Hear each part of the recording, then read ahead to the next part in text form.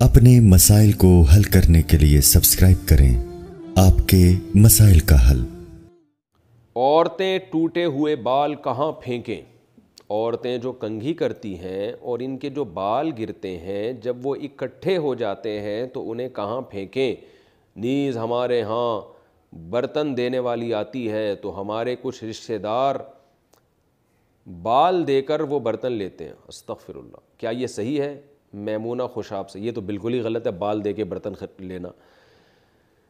तो बाकी ख़वातीन को चाहिए, देखें इसमें कोई वैसे तो कहीं भी फेंक सकती हैं, बाल हैं कहीं भी फेंक दें, लेकिन एक हया का तकाज़ा है कि उन बालों को कहीं छुपा दिया जाए, क्योंकि जिस्म से निकला हुआ हिस्सा है और औरत के बाल है तो बेहतर है, फ़र्ज़ वाजिब नहीं है, बेहतर है कि उन बालों को कहीं मिट्टी में दफन कर दिया जाए या किसी ऐसी जगह फेंका जाए जहाँ नज़र ना पड़े लोगों की। एक बेहतर की हद तक है, ये कोई फ़र्ज़ वाजिब हुक्म नहीं है, वरना जहाँ चाहें फेंकें, लेकिन गटर वटर में नहीं फेंकना चाहिए। इंसान के जिस्म से निकला हुआ एक यानी एक हिस्सा है तो उसका इतनी बेइकरामी उसकी ठीक नहीं है कि उसको गटर में फेंक दी। जैसे नाखून के बारे में भी एक गटर में ना फेंके जाए, क्यारी में फेंक दिए जाए।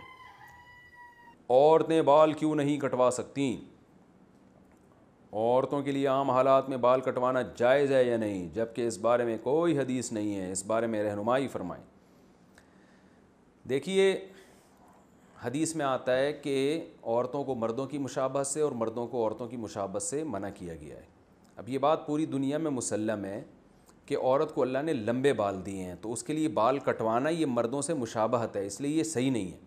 बाज़ लोग कहते हैं उम्महातुल मोमिनीन ने नबी सल्लल्लाहु अलैहि वसल्लम के इंतकाल के बाद बाल कटवाए थे, छोटे करवाए थे, तो इसलिए बाज़ लोग कहते हैं इससे पता चलता है औरत बाल छोटे करवा सकती है।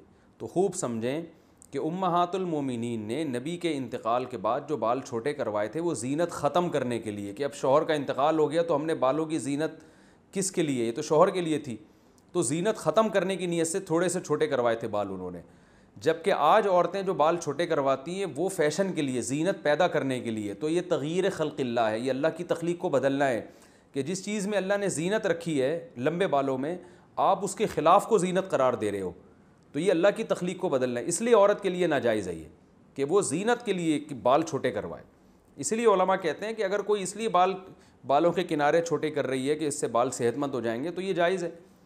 तो इसलिए औरत के लिए इसलिए बाल छोटे कराना कि फ़ैशन के तौर पर, ज़ीनत के तौर पर, तो चूँकि फुसाक औरतों का शियार है, गैर मुस्लिमों का शियार है, तो ये मुसलमान औरत के लिए जायज़ नहीं है।